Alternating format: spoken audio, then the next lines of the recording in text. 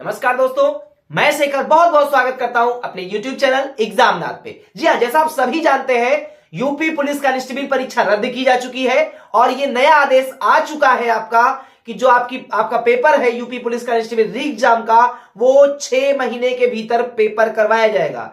तो प्यारे भाई बहनों, ध्यान दीजिएगा यहां पर कि 6 महीने के बाद आपका पेपर नहीं होगा, 6 महीने के भीतर पेपर देने की बात हो रही है। जैसे भी मार्च का महीना चल रहा है तो ये बिल्कुल ना सोचिएगा कि आपका पेपर 6 महीने के बाद, इसका मतलब अगस्त में महीने में होगा। उससे पहले ही आपका पेपर कंडक्ट करवा लिया जाएगा। इसलिए अभी से, बिल्कुल अभी से बहुत जोर शोर के साथ तैयारियों को लगे रहिए।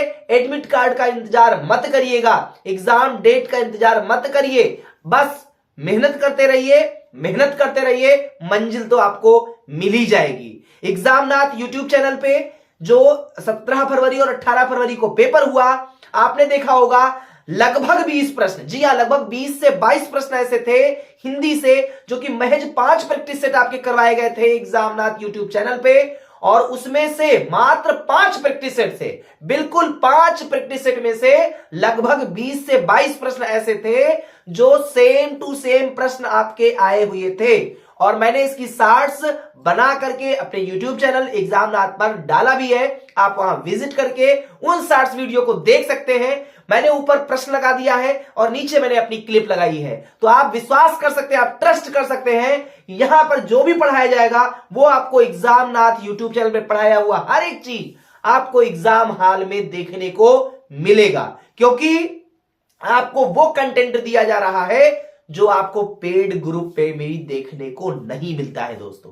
तो जो पेड ग्रुप पे लोग देते हैं या उससे अच्छा मटेरियल देने का प्रयास मैं आपको कर रहा हूं, आप पूरा ट्रस्ट कर सकते हैं। एग्जामनाथ यूट्यूब चैनल जो शॉर्ट्स है, शॉर्ट्स जाकर के देखिएगा, आपको भरोसा हो जाएगा। तो चलिए, आज जो मैं लेके आया हूं री एग्जाम यूपी पुलिस कांस्टेबल जो परीक्षा होगी, उससे हिंदी से रिलेटेड कुछ टॉपिक लेके आया हूं और मैंने इसको नाम क्या दिया है, एग्जाम पॉइंटर। बिल्कुल एग्जाम पॉइंटर है ये। बहुत एक एक लाइन में मैं एक एक चीजों को कॉन्सेप्ट क्लियर करूंगा, लेकिन जो कॉन्सेप्ट आज का है वो है लिंग से संबंधित, क्या होता है स्त्रीलिंग, क्या होता है पुल्लिंग, ये सारी चीजें हम बारी बारी से समझेंगे। और कैसे हम किसी शब्द को ये पहचाने कि ये मेरा शब्द जो है या स्त्रीलिंग है या पुल्लिंग है, बहुत ही मस्त ट्रिक, आप भूल नहीं सकते। आप उन छोटे छोटे नियमों को नोट करते रहिएगा। जब भी एग्जामनाथ यूट्यूब चैनल पर आप विजिट करें और वीडियो देखने बैठिए, तो प्लीज आप लोगों से रिक्वेस्ट है, बिल्कुल भाई बहनों आप लोगों से रिक्वेस्ट है, आप एक पेन और एक कॉपी लेके बैठा करिए, क्योंकि हर एक पॉइंट को आप नोट करते चलिए। जब आप नोट्स बनाते हैं तो आपका आधा तो वैसे ही याद हो जाता है, और जो बचा आधा उसको आप रिवाइज करके उसको भी कहीं ना कहीं समझ सकते हैं, याद कर सकते हैं। तो चलिए शुरू करते हैं आज की वीडियो, जो कि हिंदी व्याकरण में लिंग से संबंधित महत्वपूर्ण तथ्यों की।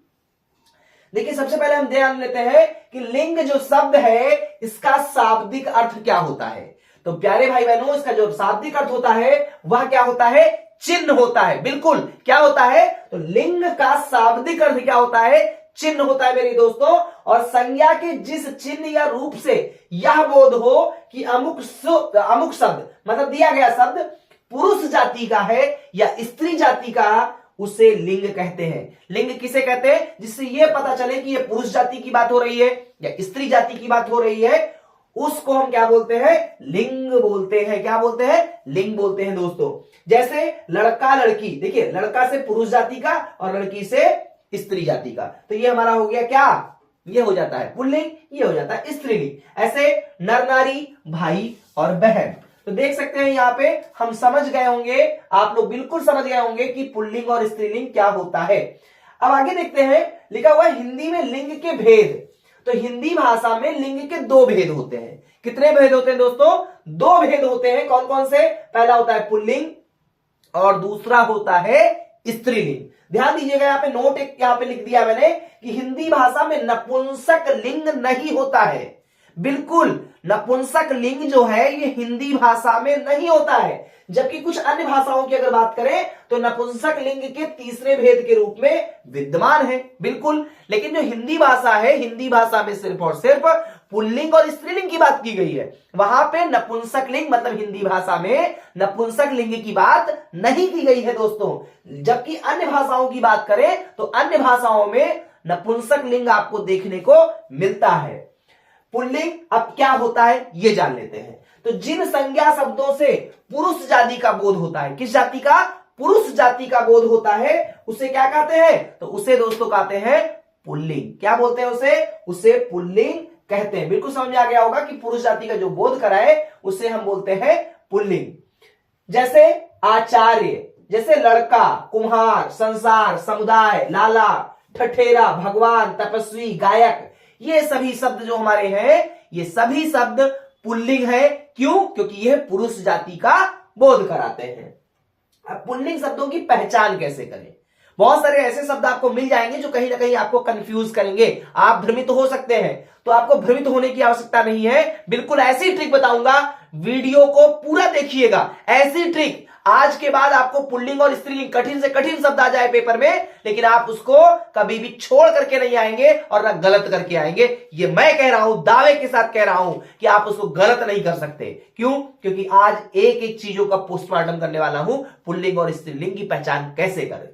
तो पंडित कामता प्रसाद गुरु के अनुसार नियम नंबर 1 क्या है कि जिन भाववाचक संज्ञा शब्दों के अंत में, भाववाचक संज्ञा शब्दों के अंत में क्या लगा हो, ध्यान दीजिएगा यहां पे, आ, आव, पा, पन, ना प्रत्यय लगा हो, वे प्रायः क्या होते हैं? तो वे प्रायः पुल्लिंग होते हैं। फिर से एक बार रिपीट कर रहा हूं, जिन भाववाचक संज्ञा शब्दों के अंत में क्या लगा हो, आ हो, आव हो, पा हो, पन हो, ना हो, ये अगर प्रत्यय के रूप में शब्दों में आ रहे हैं तो वो क्या होता है प्रायः? तो वो प्रायः हमारा पुल्लिंग होता है। जैसे काला, देखिए आ यहां पे प्रत्यय है, छिपा हुआ है, काला, चढ़ाओ, बुढ़ापा, लड़कपन और खाना, ये सभी देख सकते हैं। और ये सभी शब्द हमारे भाववाचक संज्ञा है और इनके अंत में आ, आओ, पा, पन, ना प्रत्यय के रूप में लगे हुए हैं। तो ये क्या होगा? कौन सा होगा लिंग?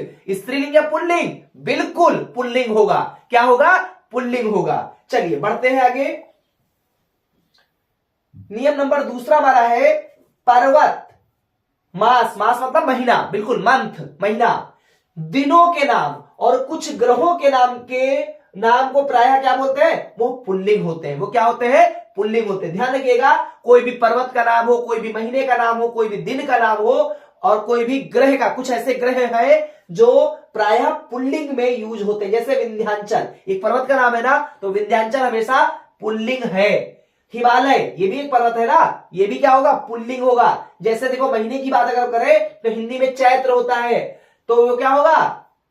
वो मास महीने का नाम है और पुल्लिंग में होगा। सोमवार, देखिए दिन का नाम है जनवरी, महीने का नाम है सूर्य, चंद्र, ये सब ग्रह ऐसे हैं जो क्या होते हैं? ये हमेशा पुल्लिंग में जोड़े जाते हैं, इनको पुल्लिंग कहते हैं, ये स्त्रीलिंग नहीं है। ये शब्द हमारे जैसे विंध्याचल, हिमाचल, हिमालय, चैत्र, सोमवार, जनवरी, सूर्य, चंद्र, ये सभी शब्द हमारे पुल्लिंग शब्द हैं। इसके अलावा अपवाद की अगर हम बात करें तो पृथ्वी स्त्रीलिंग है। ध्यान रखिएगा, जो पृथ्वी है, अगर मैंने ग्रहों की बात की है तो यहां पर जैसे मैंने कहा सूर्य, जैसे चंद्र, ये ग्रह हमारा पुल्लिंग है, लेकिन पृथ्वी जो है ये एक अपवाद स्वरूप है और इसे स्त्रीलिंग के रूप में देखा जाता है, माना जाता है। नियम नंबर 3 हमारा क्या है? पेड़ों के नाम प्रायः क्या होते हैं? पुल्लिंग होते हैं। ध्यान रखिएगा दोस्तों, जो पेड़ों के नाम होते हैं, जो वृक्षों के नाम होते हैं, वे क्या होते हैं? तो वे हमारे हमेशा पुल्लिंग होते हैं। जैसे शीशम, सागौन, कटहल, पीपल, महुआ, आम, बरगद, ये सभी शब्द हमारे क्या है? ये पीपल है। तो ध्यान रखिएगा, जो भी पेड़ों के नाम है वो क्या होंगे? वो हमेशा हमारे पुल्लिंग होते हैं। बहुत ही अच्छे से इसको आप लोग नोट करते रहिए, एक बार रिवाइज करेंगे, सारी चीजें आपको लर्न हो जाने वाली है। ऊपर मैंने क्या बताया? देखिए आपको ऊपर मैंने क्या बताया? पर्वत हो गया, महीना हो गया, दिन हो गया, ग्रहों के नाम हो गया। उसमें अपवाद बताया कि पृथ्वी क्या है? स्त्रीलिंग है। इधर नीचे मैंने बताया कि अगर पेड़ों के नामों की बात की जाए तो वो हमेशा क्या होते हैं? वो हमेशा हमारे पुल्लिंग शब्द होते हैं। जैसे शीशम, सागौन, कटहल, पीपल, महुआ, आम, बरगद। ठीक है, बिल्कुल समझ में आ रहा होगा। अगर ये वीडियो आपको अच्छी लग रही है तो बिल्कुल एक लाइक तो बनता है, बिल्कुल अपने गुरुजी के लिए एक लाइक तो बिल्कुल बनता है। और चैनल पे अगर आप नए हैं तो बिल्कुल सब्सक्राइब कर लीजिए। इसी तरीके की वीडियो आपको प्रतिदिन तैयारी की मिलती रहेगी, तो जरूर सब्सक्राइब कर ले और बेल आइकन की घंटी को जरूर दबा दीजिएगा, प्रेस कर दीजिएगा, जिससे आपको सबसे पहले नोटिफिकेशन मिल जाए। और दोस्तों के साथ शेयर करें, जिससे ऐसी वीडियोस का आपके दोस्त भी कहीं ना कहीं लाभ ले सके। चलिए बढ़ते हैं आगे। अपवाद देखिए, हमने पेड़ों के नाम से पहले भी क्या बोला कि पेड़ जो हमारे होते हैं वो हमेशा क्या होते हैं, पुल्लिंग शब्द होते हैं। एग्जाम्पल के तौर पे मैंने बहुत सारे आपको पेड़ों के नाम बताए, जैसे कटहल बताया, बरगद बताया, आम बताया, शीशम बताया। लेकिन आपके कुछ ऐसे भी पेड़ हैं जैसे इमली, नीम, लीची, नाशपाती, जामुन, कचनार, खिरनी, नारंगी, ये सभी शब्द जो हैं, ये जो पेड़ हैं, ऐसे पेड़ हमेशा स्त्रीलिंग में होते हैं। और यह आपका क्या है, यह अपवाद स्वरूप होता है। जैसे मैंने आपको बताया, कटहल हो गया, बरगद हो गया, आम हो गया, शीशम हो गया, ये आपके पुल्लिंग में जोड़े जाते हैं। लेकिन आपका इमली, नीम, लीची, नाशपाती, जामुन, कचनार, नारंगी, ठीक है, ये हमारे शब्द कैसे हैं, जैसे खिरनी, ये सभी शब्द हमारे जो है, ये सभी पेड़ हमारे स्त्रीलिंग के रूप में माने जाते हैं। ये सब स्त्रीलिंग है। क्लियर हो रहा है, नोट करते रहिएगा।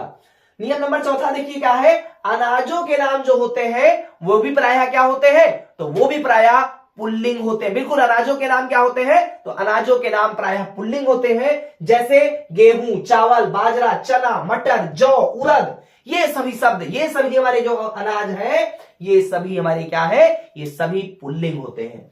अब इसमें भी अपवाद है।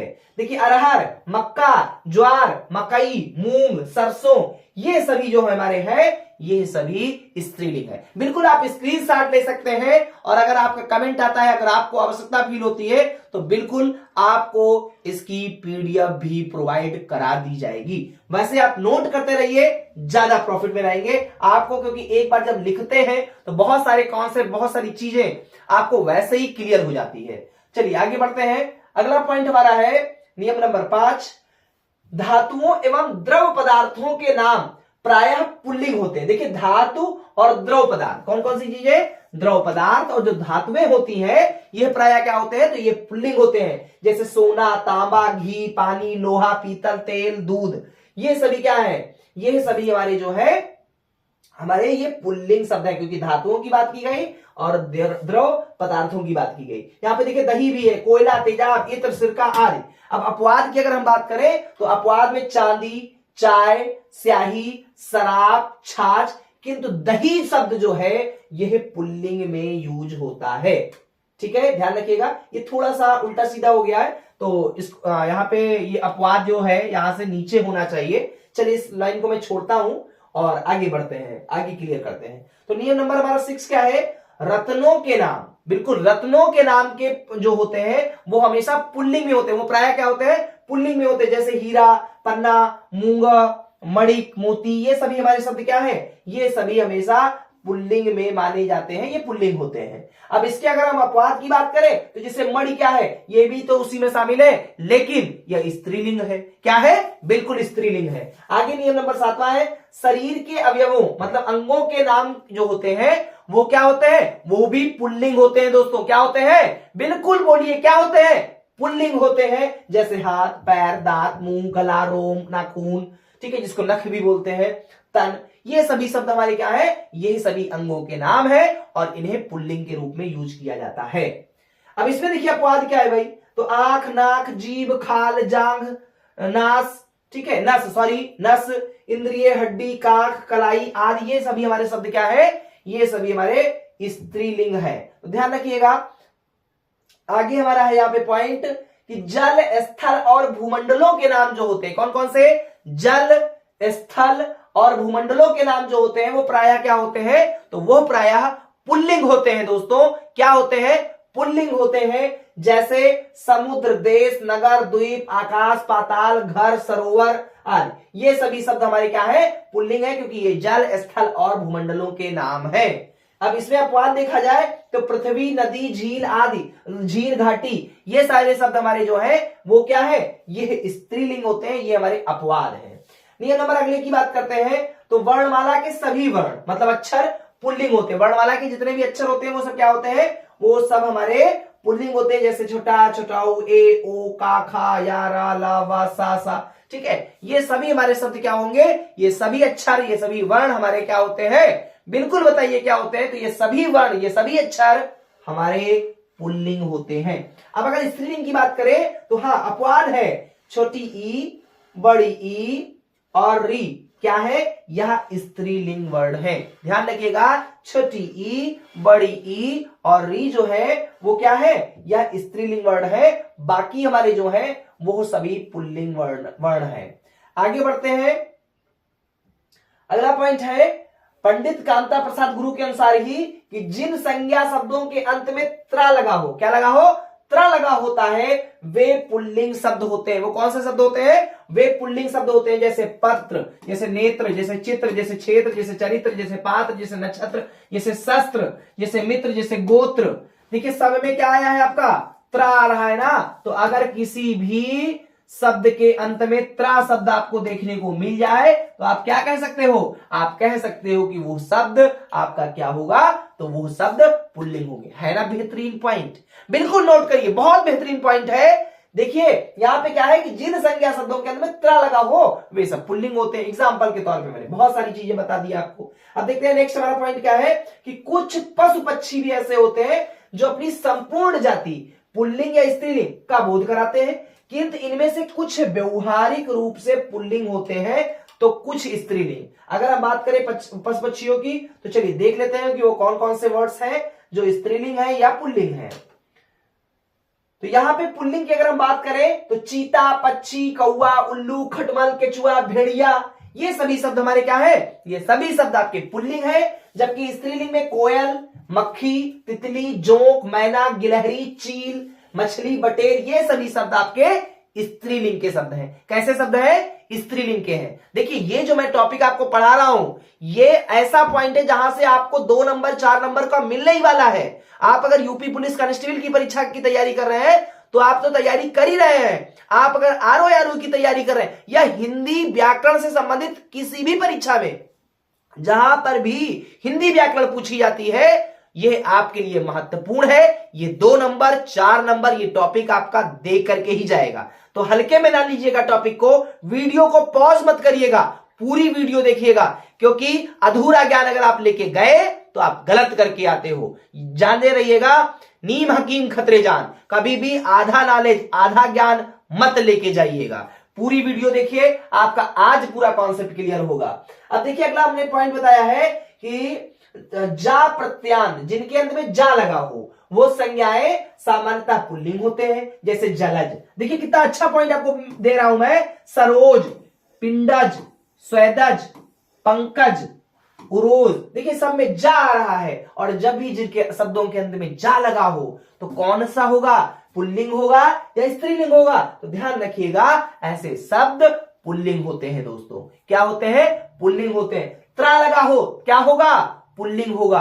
ध्यान रखिएगा, जैसे मैंने बहुत सारे एग्जांपल सभी लिए, यहां पे जा लगा हो तब भी आपका पुल्लिंग ही होगा। आगे बढ़ते हैं, अगला पॉइंट है जिन भाववाचक संज्ञाओं के अंत में त्वा, त्या, वा, र आदि शब्द लगे होते हैं वे क्या होते हैं, तो वे पुल्लिंग होते हैं। जैसे सतित्व, देखिए जैसे गुरुत्व, जैसे लघुत्व, जैसे महत्व, जैसे नृत्य, जैसे कृत्य, जैसे लाघव, जैसे गौरव, जैसे भैरव, जैसे वैभव, देख रहे हैं सब में माधुर्य, धैर्य, शौर्य।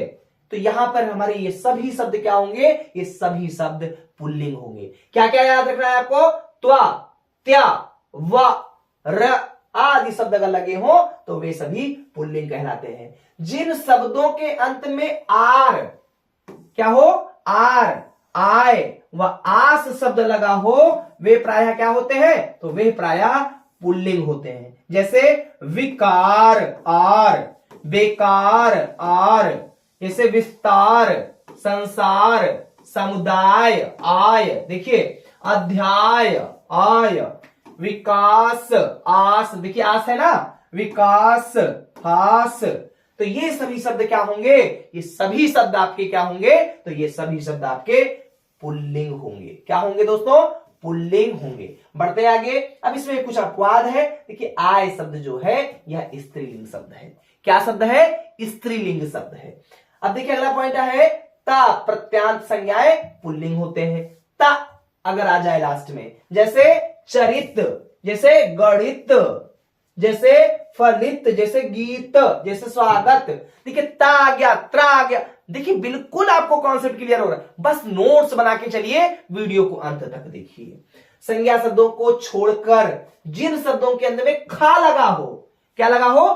खा लगा हो, तो वो प्रायः क्या होते हैं? वे भी सब हमारे पुल्लिंग होते हैं। जैसे रुख, नख, मख, लेख, मुख, दुख, सुख, शंख, पाख। ठीक है, ये सभी शब्द क्या होंगे? ये सभी शब्द आपके पुल्लिंग होंगे। क्यों? क्योंकि खा प्रत्यांत है। अभी मैंने ऊपर बताया था ता प्रत्यांत, इससे पहले आपको बताया त्रा प्रत्यांत। ठीक है, याद रखिए इसको। र्या आ जाए, त्वा आ जाए, आस आ जाए। ठीक है, ये सभी शब्द हमारे पुल्लिंग होते हैं। आगे बढ़ते हैं। जिन शब्दों के अंत में आब शब्द लगा हो, क्या? आब शब्द लगा होता है, वे प्रायः पुल्लिंग होते हैं। जैसे गुलाब, आब, हिसाब, जवाब, कबाब, जैसे जुलाब। अब देखिए इसमें मैंने बताया आपको कि ये ठीक है, आब अगर शब्द आ जाता है तो क्या लगेगा? तो हम जान जाते हैं कि वो पुल्लिंग होते हैं। लेकिन अपवाद है इसमें, शराब, किताब, मेहराब, ठीक है, मेहराब भी बोलते हैं, आज ये सभी हमारे स्त्रीलिंग शब्द हैं। ध्यान रखिएगा, बिल्कुल कुछ अपवाद भी इसमें दिए गए हैं। अब कुछ महत्वपूर्ण पुल्लिंग शब्दों को मैं यहां पे लेके आ गया हूं। ये ऐसे वर्ड्स हैं जो किसी न किसी परीक्षा में कभी ना कभी पूछे गए हैं। तो दोस्तों जो टॉपिक पूछ लिया जाता है, जो शब्द पूछे गए होते हैं, बहुत उम्मीदें होती है कि रिपीटेशन होता रहता है आज की परीक्षाओं में। तो ध्यान दीजिएगा, ये बहुत ही महत्वपूर्ण शब्द है। हो सकता है इन्हीं में से कोई वर्ड आपको परीक्षा हाल में फिर से देखने को मिल जाए। तो एक बार इसको क्या करना है? आपको देख लेना है। चलिए मैं देख लेता हूं कि कुछ महत्वपूर्ण पुल्लिंग शब्द कौन कौन से हैं। जैसे आपका उपहार, ग्रंथ, मस्तक, राष्ट्र, संसार, समुदाय, राम, गौरव, लोहा, वचन, मालिक, पाठक, कहार, नृप, चूल्हा, भ्रमर, पुदीना, देश, पड़ोस, विद्वान, छात्र, शिष्य, खरगोश, अनानास, पक्षी, कुटुंब, कर्ता, शशि, दुपट्टा, महोदय, जीरा, फुलका, हीरा, पजामा, घाघरा, कसीदादार, कपड़ा, पेड़, शेर, लड़का, दिन, सागर, छात्र, राजन, तेजस्वी, दांत, शीशम, विधुर, दही, भात, रायता, हलवा, मोहन, भोग, क्षेत्र, मंत्री, धावक, आचार्य, बिलाव, नेत्र, तेजपत्ता, गेहूं, लगान, अक्षर, चश्मा, शरबत, विधेयक, शशि, पंख। ये सभी शब्द हमारे क्या है? ये सभी हमारे पुल्लिंग शब्द हैं। और ये ऐसे शब्द हैं जो कहीं ना कहीं किसी न किसी परीक्षा में कभी ना कभी पूछे गए हैं। एक बार इसका स्क्रीनशॉट ले लीजिए, मैं थोड़ा सा साइड हो जाता हूं। चलिए, तो उम्मीद करता हूं कि आपने स्क्रीनशॉट ले लिया होगा। आगे अब हम बात करेंगे स्त्रीलिंग पे। तो ये तो हमारा पुल्लिंग से संबंधित टॉपिक था। अब मैं बात करूंगा स्त्रीलिंग से। तो जनसंख्या शब्दों से, जिन संख्या शब्दों से स्त्री जाति का बोध होता है, यहां पे जनसंख्या नहीं होना चाहिए, ये यहां पे गलत लिखा हुआ है। जिन शब्दों से स्त्री जाति का बोध होता है उसे क्या बोलते हैं? उसे स्त्रीलिंग कहते हैं। बिल्कुल ये टाइपिंग मिस्टेक है, ध्यान दीजिएगा, ये नहीं होगा यहाँ पे। जिन शब्दों से स्त्री जाति का बोध होता है उसे क्या बोलते हैं? तो उन्हें हम बोलते हैं स्त्रीलिंग। जैसे लड़की, घोड़ी, हथनी, पंडिताइन, ठकुराइन, ये सभी शब्द हमारे क्या है? तो ये सभी शब्द हमारे स्त्रीलिंग है। अब जैसे एक एक करके हम पॉइंट पढ़ लेते हैं। जिन भाववाचक संज्ञाओं के अंत में टा, वट, हट आदि शब्द हो तो क्या होते हैं? वे प्रायः स्त्रीलिंग होते हैं। जैसे झंझट, आहट, चिकनाहट, बनावट, सजावट, घबराहट, ये सभी शब्द हमारे क्या होंगे? तो ये सभी शब्द हमारे स्त्रीलिंग होते हैं। ध्यान दीजिएगा। दूसरा पॉइंट आ रहा है भाषा, बोली एवं लिपियों के नाम जो होते हैं वे हमेशा स्त्रीलिंग होते हैं। जैसे हिंदी, संस्कृत, देवनागरी, गुरमुखी, रोमन, पहाड़ी, पंजाबी, गुजराती, तेलुगु, मलयालम, ये क्योंकि भाषाएं हैं या लिपियां हैं, बोली हैं, तो ये सभी शब्द जो हमारे होते हैं वे हमेशा क्या होते हैं? स्त्रीलिंग होते हैं।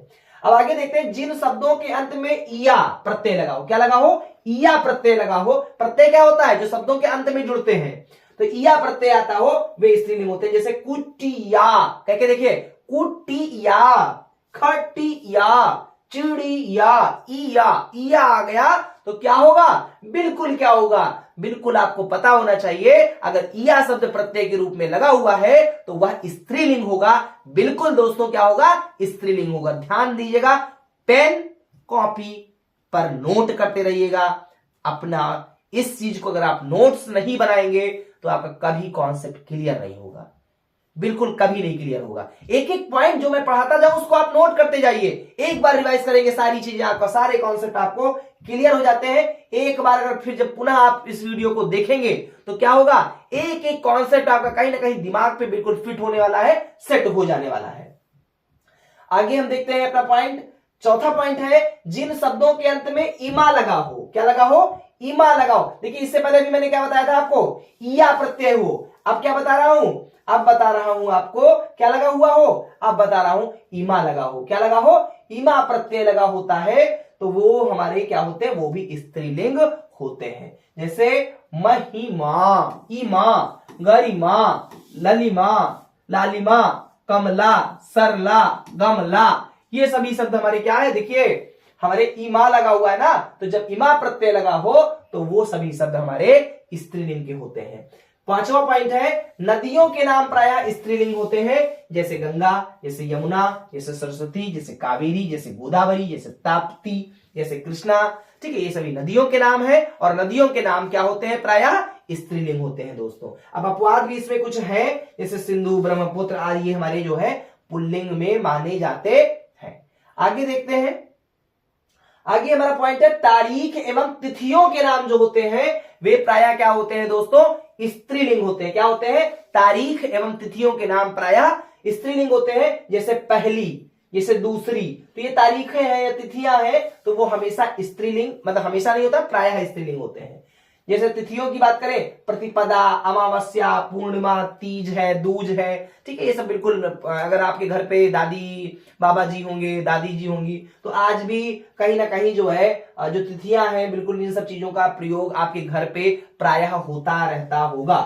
अब नक्षत्रों के नाम की बात कर ले तो जो नक्षत्रों के नाम होते हैं वो क्या होते हैं, वो हमेशा स्त्रीलिंग होते हैं। जैसे अश्वनी, जैसे भरणी, जैसे रोहिणी, ये सभी शब्द हमारे स्त्रीलिंग के हैं। अब अगर हम समूहवाचक स्त्रीलिंग शब्द की बात करें तो वो भी हमारे स्त्रीलिंग शब्द होते हैं। जैसे भीड़, जैसे कमेटी, जैसे फौज, जैसे सभा, जैसे सेना, जैसे कक्षा, ये सभी शब्द क्या है, तो ये सभी शब्द आपके स्त्रीलिंग के शब्द हैं, क्योंकि ये क्या दिखाता है, यह कहीं ना कहीं समूहवाचक शब्द है।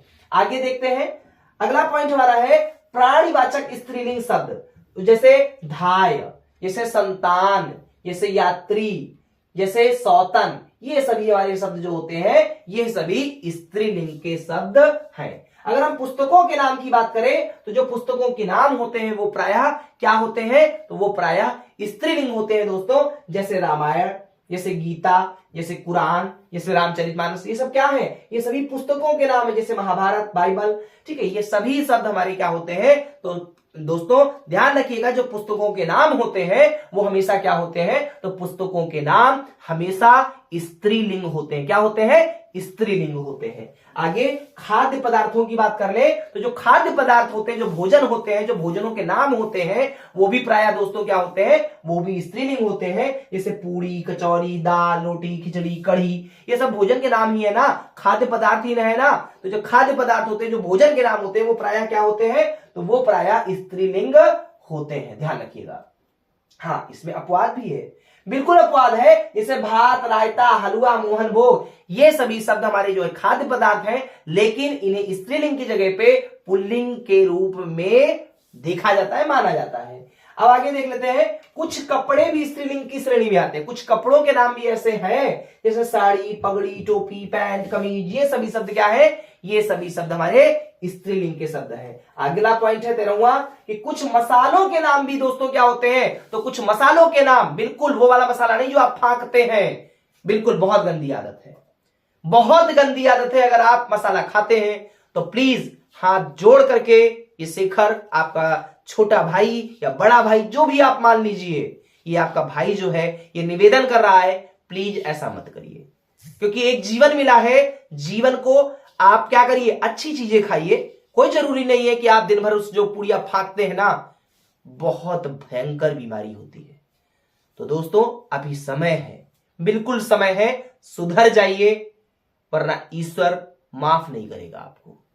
बिल्कुल आज इस चैनल पे वादा करिए कि आज से आप बिल्कुल मसाला नहीं खाएंगे, गुटखा नहीं खाएंगे, धूम्रपान नहीं करेंगे, शराब का सेवन नहीं करेंगे, क्योंकि यह आपके लिए, पर्सनली आपके लिए, व्यक्तिगत रूप से आपके लिए बहुत ज्यादा हानिकारक है।